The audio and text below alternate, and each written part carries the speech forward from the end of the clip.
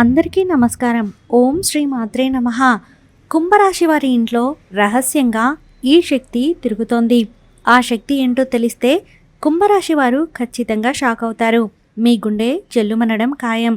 ఆ శక్తి ప్రవేశించడానికి కారణం కూడా మీరే. మీరు చేసినటువంటి ఒకే ఒక పొరపాటు వలన ఆ శక్తి అనేది మీ ఇంటి లోపలికి ప్రవేశించడం అనేది జరిగింది.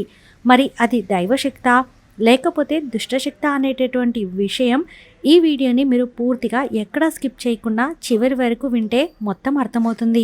అలాగే ఈ వీడియో చూసే ముందు ఓం నమ శివాయ అని కామెంట్ చేయడం కూడా అసలు మర్చిపోకండి. నిజంగా అదృష్టం ఉంటేనే మీరు ఈ వీడియో చూడగలుగుతారు. ఫస్ట్ టైం ఛానల్ని చూసిన వారు సబ్స్క్రైబ్ చేసుకోవడం మాత్రం అస్సలు మర్చిపోవద్దండి. ఇక వీడియోలోకి వెళ్దాం. కుంభరాశి వారు చివరి వరకు స్కిప్ చేయకుండా చూడండి. కుంభరాశి వారిని మనం గమనించినట్లయితే కుంభరాశి వారు చాలా తెలివైనటువంటి వారు, అలాగే అంతకు మించి పిచ్చివారు కూడా. అంటే ఇక్కడ ఈ మాట నేను ప్రత్యేకంగా ఎందుకు చెప్పాల్సి వచ్చిందో మీకు పూర్తిగా అర్థమవుతుంది. ఈ కుంభరాశి వారిని మనం గమనించినట్లయితే ప్రతి ఒక్క విషయంలో కూడా వీరు ఏదైనా ఒక నిర్ణయం తీసుకునేటప్పుడు 1-4 సార్లు ఆలోచించి ఏదైనా సరే వారి జీవితానికి సంబంధించి చాలా లోతు ఆలోచనలతో ఒక నిర్ణయం అనేది తీసుకుంటూ ఉంటారు. చాలా తెలివిగా ప్రవర్తిస్తూ ఉంటారు. కానీ ఒక్కొక్కసారి వీళ్ళకన్నా పిచ్చి వాళ్ళు ఇంకొకళ్ళు ఉంటారా అన్నట్లుగా వీరి యొక్క ప్రవర్తన అనేది ఉంటుంది. బాంధవ్యాల్లో వీళ్ళు ఏంటంటే అందులో ఎక్కువగా లోతుగా వెళ్ళిపోయి వాళ్ళు అలా ప్రవర్తిస్తూ ఉంటారు. అలా పిచ్చివారిలాగా మారిపోతూ ఉంటారు. అంటే ఆ ప్రేమ అనేది పిచ్చిగా మారుతుంది. అతి ప్రేమతోటి అన్నీ మాకే కావాలి అనేటటువంటి ఆ ప్రేమతోటి వాళ్ళు ఎలా అంటే కొంచెం మారిపోతూ ఉంటారు. కానీ మళ్ళీ మేము చేసేది పొరపాటు, ఇలా చేయకూడదు, ఇలా చేయటం వల్ల మాకు ఉన్నటువంటి గౌరవం తగ్గిపోతూ ఉంటుంది, లేదా మాకు ఏదైనా అనారోగ్య సమస్యలు వచ్చే అవకాశాలు ఉన్నాయి అని చెప్పి మళ్ళీ మార్చుకుంటారు. నార్మల్ స్థితికి వచ్చేస్తూ ఉంటారు. అయితే కుంభరాశి వారికి ఏంటంటే గత కొంతకాలంగా మనం చూసినట్లయితే వీరి ఇంట్లో వచ్చేటప్పటికి ఒకటే గొడవలు, ఒకటే మనస్పర్ధలు. ఈ కుంభరాశి వారు గత కొంతకాలం నుంచి చాలా నరకమే అనుభవిస్తున్నారని చెప్పుకోవచ్చు. పైకి ఏంటంటే వీళ్ళు మామూలుగా తిరుగుతున్నారు, మామూలుగా మాట్లాడుతున్నారు, ఏదో ఉంటున్నారంటే ఉంటున్నారు అన్నట్లుగా చూసే జనాలకి ఏంటంటే చాలా బ్రహ్మాండంగా కనిపిస్తూ ఉంటారు.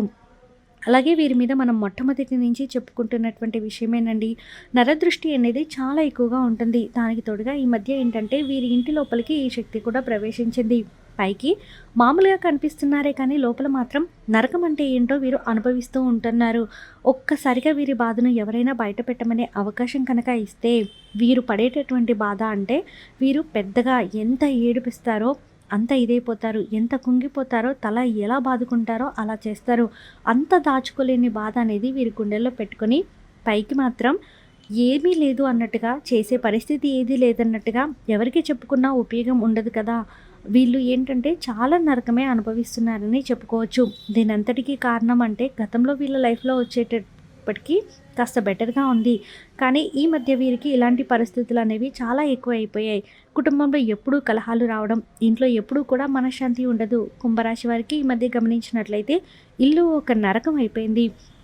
ఇంట్లో వాస్తు దోషాలు అని చెప్పేసి, లేదా భార్యాభర్తల మధ్య సఖ్యత లేకపోవటం, అనుకోని గొడవలు, ఎందుకు గొడవలు జరుగుతాయో కూడా తెలీదు. అలా అనుకోని గొడవలు ఎంత సర్దుకుపోతున్నా కూడా అనుకోని గొడవలు, అనుకోని ఖర్చులు, మానసిక స్థితి సరిగ్గా లేకపోవడం, ఏదో భయం అంటే ఏదో జరిగిపోతుంది, ఏదో అయిపోతుంది అని చెప్పేసి ఏదో ఒక రకమైన భయం, సరిగ్గా నిద్ర పట్టకపోవడం, మనశ్శాంతి లేకపోవడం, ఆలోచన విధానం రకరకాలుగా మారడం, కాసేపు ఒక ఆలోచన ఇలా ఉందాం, మనం ఇలాగే ఉందాము, ఏది పట్టించుకోకూడదు, మనం కామ్గా ఉండాలి, సైలెంట్గా ఉండాలి, మన హెల్త్ అంతా పాడైపోయింది అని చెప్పి కాసేపు అనుకుంటూ ఉంటారు. కానీ మళ్ళీ వెంటనే మార్చుకుంటూ ఉంటారు. అలా ప్రతి నిర్ణయం కూడా క్షణం ఉన్న ఆలోచన మరో క్షణంలో ఉండదు. ఇప్పుడు ఈ క్షణంలో ఒక నిర్ణయం తీసుకుంటారు, మళ్ళీ వెంటనే మరుక్షణంలోనే ఆ నిర్ణయాన్ని మార్చుకుంటూ ఉంటారు. ఇలా వీరి ఆలోచన విధానం మనం గమనించినట్లయితే వీరికి మానసిక స్థితి సరిగ్గా లేదు, ఆరోగ్య పరిస్థితి కూడా బాగాలేదు. ఇలా ఎప్పుడు కూడా హెల్త్ ప్రాబ్లమ్స్, ఎప్పుడు ఏదో ఒకటి గ్యాస్ ప్రాబ్లమ్స్ అని, కాళ్ళ నొప్పులు, తలనొప్పి, నిద్ర పట్టకపోవడం, రాత్రిపూట కంటి నిండా నిద్రపోయి వీళ్ళు ఎన్ని రోజులు అయ్యింది అని చెప్పుకోవచ్చు. ఇలా చాలా రకాలైనటువంటి బాధతో నరకం అనుభవిస్తూ ఉన్నారు. ఈ మధ్య వీరికి ఈ సమస్యలన్నీ కూడా బాగా ఎక్కువైపోయాయి. మరి ఈ సమస్యలన్నిటికీ కారణం ఏంటి అని చెప్పేసి మీరు గమనించినట్లయితే మీ ఇంట్లో ఒక దుష్టశక్తి అనేది ప్రవేశించింది. ఆ దుష్టశక్తి మీకు ఎప్పటి నుంచి అయితే ప్రవేశించిందో, అది ఏ రూపంలో ప్రవేశించిందో కూడా ఇప్పుడు మనం తెలుసుకుందాం. ఆ దుష్టశక్తి ఎప్పుడైతే ప్రవేశించిందో అప్పటి నుంచి మీకు ప్రశాంతంగా ఉన్నటువంటి వాతావరణంలో చిన్నగా మార్పులు రావడం, నిదానంగా రోజుల్లో అలా వారాల్లో నెలలు గడిచే కొద్దీ వీరికి ఆ పరిస్థితి, ఆ సమస్య అనేది చాలా ఎక్కువైంది. ఆ దుష్టశక్తి ప్రవేశించిన దగ్గర నుంచి వీరికి నిదానంగా రోజు రోజుకి వీరికి సమస్యలు అనేవి అలా పెరిగిపోతూ ఉన్నాయి. పెరిగి పెద్దవైపోయాయి కూడా. ఏ సమస్యలకైనా పరిష్కారాలనేవి ఉంటాయి. కానీ ఇప్పుడు ఈ కుంభరాశి వారికి వచ్చేటటువంటి సమస్యలకు పరిష్కారాలనేవి దొరకట్లేదు. అంటే ఏదైనా ఆలోచించుకున్నా అది కాకపోతే ఇది చేద్దామని అనుకోవడానికి లేకుండా ఆ సమస్యలకు పరిష్కారాలు లేని ప్రశ్నలాగా మిగిలిపోతున్నాయి. ఏం చేస్తే ఏమవుతుందో అన్నట్లుగా ఈ కుంభరాశి వారు మానసికంగా పడేటటువంటి బాధ అనేది వారి మనసుకే తెలుసు, లేదా ఆ భగవంతుడికే తెలియాలి. ఇక వేరే మనుషులకి ఎవరికి చెప్పుకున్నా కూడా అది తెలిసేది కాదు. ఎందుకంటే ఈ రోజుల్లో అంత మనసు పెట్టి ఒక ఎదుటి మనిషి మనసులో ఉన్నటువంటి కష్టాన్ని, పరిస్థితిని అర్థం చేసుకునే మనుషులు ఈ రోజుల్లో ఎవరూ లేరు. అలాగే ఈ కుంభరాశి వారికి ఏంటంటే ఇది చాలా ఇదిగా ఉంటుంది. రోజు రోజుకి వీళ్ళు క్షీణించిపోతున్నారు. పని మీద శ్రద్ధ ఉండట్లేదు. డబ్బు మీద ఆసక్తి తగ్గిపోయింది. పనిలో కూడా ఉత్సాహం అనేది తగ్గిపోయింది. ఇది ఇలా ఉంటే పోతే పోయింది అన్నట్లుగా ఒక నిర్ణయానికి రావడం, ఇలా కొంతమంది కుంభరాశి వారిని మనం గమనించినట్లయితే చాలా ఎక్కువగా నరకమే అనుభవిస్తున్నారని చెప్పుకోవచ్చు. వీరికి అంతా పరిస్థితి బాగుంటే ఆర్థిక పరంగా కూడా వీరు మంచిగా ఒక సక్సెస్లోకి వస్తారు. కానీ అలాంటి వాటన్నిటికీ కూడా ప్రతిదానికి కూడా ఈ దుష్టశక్తి అనేది అడ్డుపడుతుంది. దానివల్ల చాలా రకాలైనటువంటి సమస్యలు అనేవి వచ్చాయి. అంటే నిదానంగా మీ ఇంటి లోపలికి చేరి మీ ఇంట్లో తిష్ట వేసుకొని మరీ కూర్చుంది. అది మీకు తెలియక చాలా ఇబ్బందులు పడుతున్నారు. అలాగే మీరు పూజలు చేస్తున్నారు, మీరు నియమనిష్టలతో ఉంటున్నారు. కానీ ఈ మధ్య మీరు గమనించినట్లయితే దైవం మీద కూడా కొంచెం శ్రద్ధ అనేది తగ్గింది. మీకు అంటే ఎంతసేపటికి ఆ దుష్టశక్తి మీకు సృష్టించినటువంటి ఆ యొక్క ఆలోచనల్లో మీరు పడిపోతున్నారు. అలాగా వాటికే సమయం కేటాయించుకుంటూ దైవాన్ని కూడా ఈ మధ్య మీరు అశ్రద్ధ చేశారు. ఏదో కొన్ని కొన్ని సందర్భాల అప్పుడు దైవాన్ని తలుచుకుంటున్నారు, కానీ ఇదివరకంత దైవశక్తి మీద ఉన్న ఆసక్తి కూడా తగ్గిపోయింది. ఎందుకంటే ఆ దుష్టశక్తి మీలో కలిగింపచేసినటువంటి మార్పులు చేర్పులు అలా ఉన్నాయి. దైవశక్తి మీద కూడా దృష్టి అనేది తీసేసింది. అలా తీసేసి మిమ్మల్ని కోలుకెళ్ళని దెబ్బని, అంటే మిమ్మల్ని పాతాళానికి తొక్కేసినట్లుగా ఆ దుష్టశక్తి చాలా గట్టి ప్రయత్నాలు చేస్తుంది. అది ఏంటి అనేది తెలియక మీరు ఏదేదో వెతుకుతున్నారు. మాకేంటి ఈ సమస్యలు ఏంటి, ఈ కర్మలు ఏంటి, ఈ దరిద్రాలు ఏంటి, మేము ఏం పాపాలు చేశాము, అసలు ఏం చేస్తే ఈ సమస్యలు పోతాయి అని చెప్పి మీరు ఎక్కడెక్కడో ఏదేదో పిల్లిని చంకలో పెట్టుకొని ఊరంతా వెతికినట్లుగా సమస్యను మీ ఇంట్లోనే పెట్టుకొని మీరు ఎక్కడెక్కడో వెతుకుతున్నారు. మీకు మనశ్శాంతి కోసమని లేదా ఇంకొక దానికోసమని మీరు ఎక్కడెక్కడో వెతుకుతున్నారు. కానీ ఈ సమస్య అనేది మీ ఇంట్లో మీ చుట్టూ తానే తిరుగుతూ ఉంది. మీ ఇంటి లోపలే ప్రవేశించి ఉంది. ముందు ఆ సమస్యను మీరు ఎప్పుడైతే తొలగిస్తారో ఆ సమస్య నుంచి బయటపడినప్పుడు మీకు ఇవన్నీ కూడా ఒకదాని తర్వాత ఒకటి ఇలా మొత్తం కూడా మాయమైపోతాయి. కాబట్టి ఇప్పుడు మీరు అర్జెంటుగా చేయాల్సినటువంటి పని ఏంటంటే ఆ దుష్టశక్తిని బయటికి తరిమి కొట్టాలి. తరిమి కొట్టేటటువంటి సమయం ఇప్పుడు మీకు వచ్చింది. ఇప్పటికీ కూడా మీరు ఏముందిలే అని చెప్పేసి పట్టించుకోకుండా ఏముందిలే అని పెడచెవిన పెట్టేస్తే మాత్రం ఇప్పటికే ఆ విత్తనం ఏంటంటే వృక్షంలాగా మారింది. అది ఇంకా భూమిలోకి వేళ్లతో సహా పాతుకుపోతుంది. అది మహావృక్షమైన తర్వాత మీరు పీకేయాలన్నా కూడా అది మీ వల్ల కాని పని. ఇప్పటికే చాలా ఆలస్యమైంది. కాబట్టి మీరు ఏం చేస్తారంటే అర్జెంటుగా ఆ దుష్టశక్తిని బయటికి తరిమి కొట్టాలి. అది ఎలా చేయాలి ఏంటి అనేది కూడా ఇప్పుడు నేను మీకు క్లియర్గా చెప్తాను.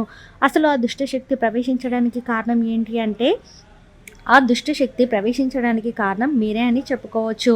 మీరు తెలిసి తెలియక చేసినటువంటి పొరపాటు వల్ల అది ప్రవేశించడం అనేది జరిగింది.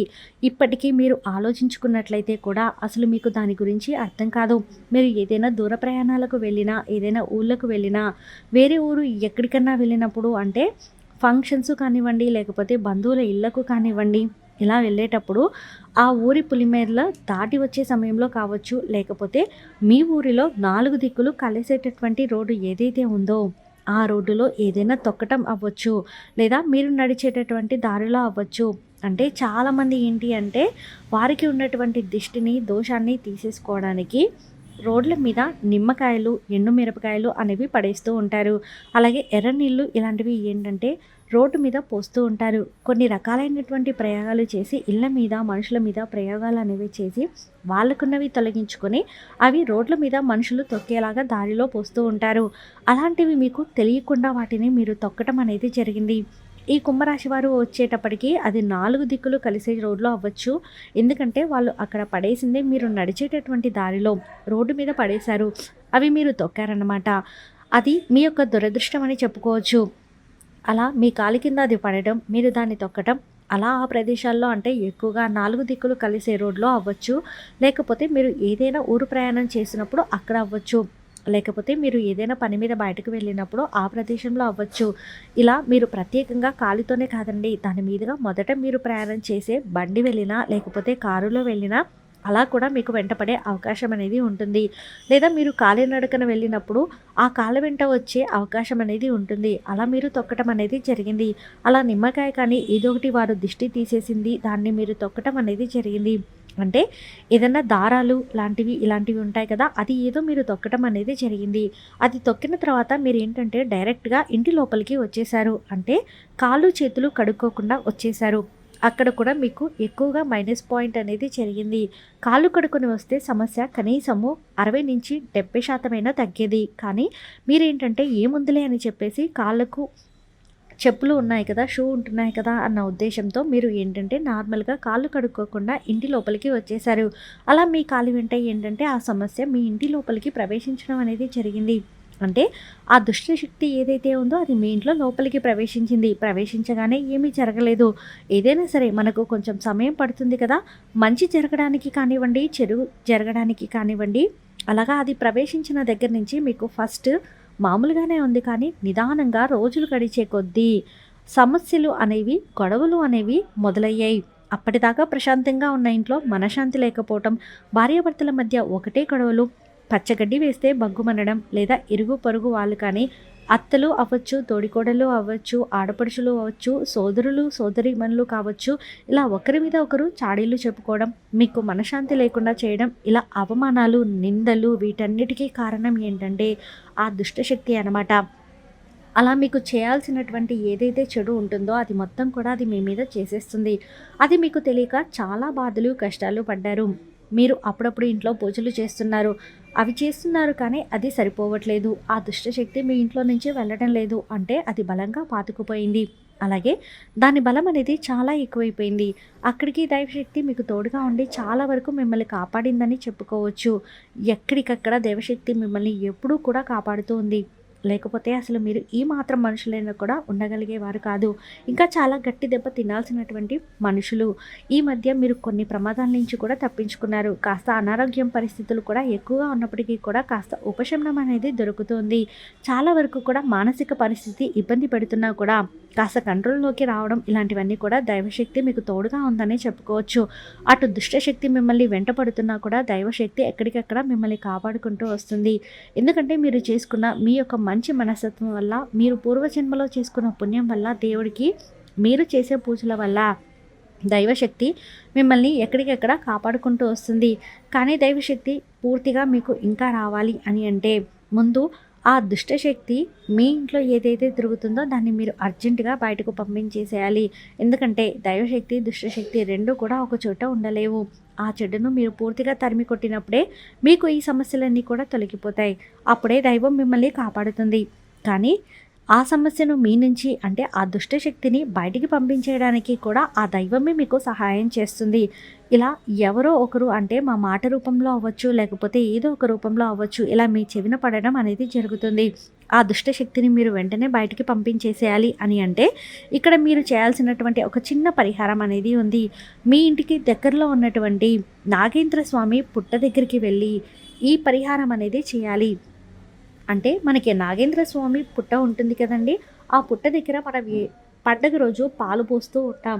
కానీ ఇక్కడ మీరు ఏం చేస్తారంటే పుట్ట దగ్గర ఉంటుంది కదా, అక్కడికి వెళ్ళేసి జంట నాగుల విగ్రహాలు అనేవి ఉంటాయి కదా, ఆ జంట నాగుల విగ్రహాల దగ్గర మీరు ఏంటంటే వాటి యొక్క తోకల దగ్గర అక్కడ జిల్లెడాకు అనేది పెట్టాలి.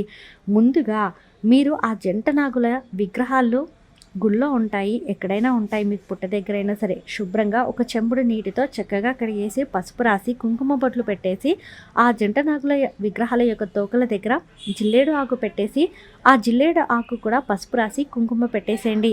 తెల్ల జిల్లేడు ఆకు ఉంటుంది కదా, అలా ఆ ఆకు కావాలి. అది మీకు దగ్గరగా ఉన్న తెల్ల జిల్లేడు చెట్టు నుంచి కోసుకొని తెచ్చుకోండి. అలా తెచ్చి జంట నాగుల తోకల దగ్గర పెట్టాలి. అలా వాటికి చక్కగా పసుపు రాసి కుంకుమ పొట్లు పెట్టేసి పూలు పెట్టేసి అక్కడ దీపం వెలిగించాలి. అలా దీపం వెలిగించేసి 2 అరటిపళ్ళు కానీ లేదా ఒక చిన్న బెల్లం ముక్కను కానీ నైవేద్యంగా సమర్పించండి. ఇంకా మీకు కుదిరితే పాలతో కూడా చక్కగా మీరు ఆ పుట్ట దగ్గర పాలతో అభిషేకం కూడా చేయండి. ఆ జంట నాగుల విగ్రహానికి పాలతో అభిషేకం చేయవచ్చు, పుట్ట దగ్గర పాలు పోయొచ్చు. ఇలా ఈ జంట నాగుల విగ్రహం దగ్గర ఈ పరిహారం అనేది చేయాలి. ఆ జంట నాగుల విగ్రహం దగ్గర మీరు తప్పనిసరిగా దీపం అనేది వెలిగించాలి. వాటి చుట్టూతా 11 సార్లు ప్రదక్షిణాలు చేయాలి. ఇలా మీరు ఎన్ని వారాలు చేయాలి అంటే ఆదివారం చేయాల్సి ఉంటుంది. ఇలా 4 ఆదివారాలు గట్టిగా చేయాల్సి ఉంటుంది. ఇలా చేస్తే మీ ఇంటి లోపలికి ఏదైతే ప్రవేశించిందో ఆ దుష్టశక్తి అనేది పూర్తిగా తొలగిపోతుంది. దానివల్ల మీరు ఎన్నో రకాలైనటువంటి సమస్యలతో బాధపడ్డారు కదా. ఇప్పటి నుంచి ఆ సమస్యలకు తోడుగా మీ జాతకంలో సర్పదోషం అనేది కూడా ఖచ్చితంగా ఉంటుంది. దాని నుంచి మీరు బయటపడగలుగుతారు. అంటే సర్పదోషం వల్ల కూడా ఈ సమస్య అనేది ఇంకా ఎక్కువగా పెరుగుతుంది. ఈ నాగదోషం, సర్పదోషం వల్ల కూడా భార్యాభర్తల మధ్య సమస్యలు చాలా ఎక్కువ అయిపోయి కొంతమంది విడిపోయే అవకాశాలు కూడా ఉన్నాయి. ఇలా చాలా రకాలుగా మనుషుల ఆరోగ్య స్థితి, మానసిక స్థితి అన్నిటి మీద కూడా ఇది ప్రవేశించేటట్లుగా చేస్తుంది. కాబట్టి మీరు ఖచ్చితంగా ఏదో ఒక 4 ఆదివారాలు చేయాలి. అలాగే మధ్యలో ఏదైనా ఆడవారికి అడ్డం వచ్చిందనుకోండి, ఆ వారం వాయిదా వేసేసుకొని మీరు తర్వాత వారాలు కంటిన్యూ చేయొచ్చు. అంటే ఎవరికైనా పీరియడ్స్ ఉంటే ఆ వారం మానేసి తర్వాతి వారం చేసుకోండి. ఇలా 4 వారాలు జంట నాగుల విగ్రహం దగ్గర మీరు దీపం తప్పనిసరిగా వెలిగించాలి. అలా వెలిగించినప్పుడు మీ ఇంటి లోపల ఏదైతే దుష్టశక్తి ఉందో అది పూర్తిగా బయటికి వెళ్ళిపోతుంది, మీ నుండి దూరంగా వెళ్తుంది. ఈ దుష్టశక్తిని తరిమివేయడానికి ఇప్పుడు మీకు ఆ దైవశక్తి అనేది సహాయం చేస్తుంది. కాబట్టి తప్పనిసరిగా మీరు ఈ చిన్న పరిహారం చేసి చూడండి. దీనికి కష్టపడాల్సిన పని లేదు, ఖర్చు చేయాల్సిన పని అంతకన్నా లేదు. ఇక్కడ మీరు చేయాల్సింది ఏంటంటే నమ్మకంతో, భక్తి శ్రద్ధలతో, నియమనిష్టలతో ఈ పరిహారాన్ని చేయాలి. మీకు ఈ పరిహారం చేసేటటువంటి రోజుల్లో ఏంటంటే భార్యాభర్తలు బ్రహ్మచర్యం పాటించాలి. నలుపు రంగు బట్టలు ధరించకూడదు, నాన్ వెజ్ అనేది తినకూడదు, వండకూడదు. ఇంటిని వాకిల్ని శుద్ధి చేసుకొని మీరు ఈ నియమాలు అనేవి ఆచరించండి. అలాగే ఈ రోజుల్లో ఏంటంటే తలకి నూనె రాసుకోవడం ఇలాంటి పనులు కూడా చేయొద్దు. మీరు కొంచెం నియమనిష్టలతో చేస్తే మీరు చేసేటటువంటి ఈ పనికి అది త్వరగా వెంటనే మీ ఇంట్లో నుండి వెళ్ళిపోతుంది. అలాగే మీరు ఏదో ఒక పొరపాటుతో చేస్తే మీరు చేసేదానికి ఉపయోగం అనేది ఉండదు. కాబట్టి నియమనిష్టలు అనేవి తప్పనిసరిగా పాటించాలి. నేను చెప్పిన విధంగా చేసి చూడండి. తప్పకుండా మీ జీవితంలో మార్పు అనేది వస్తుంది. మీరే చెప్తారు, మా జీవితంలో చాలా మార్పులు చూసాము అని. ఒక్క 4 వారాలు ఓపిక పడితే మీ జీవితంలో ఉన్న అన్ని సమస్యలు కూడా తొలగిపోతాయి. ఈ వీడియో మీకు నచ్చితే ప్లీజ్ లైక్ చేయండి. మరికొంతమందికి వీడియోని షేర్ చేయండి. అలాగే కుంభరాశి వారు ఎంతమంది ఉన్నారో కామెంట్ చేయడం మాత్రం అస్సలు మర్చిపోవద్దండి. అలాగే మీ బంధువులు, స్నేహితులు కుంభరాశి వారు ఉంటే ఖచ్చితంగా వారికి ఈ వీడియోని షేర్ చేయండి. సర్వేజన సుఖినో భవంతు.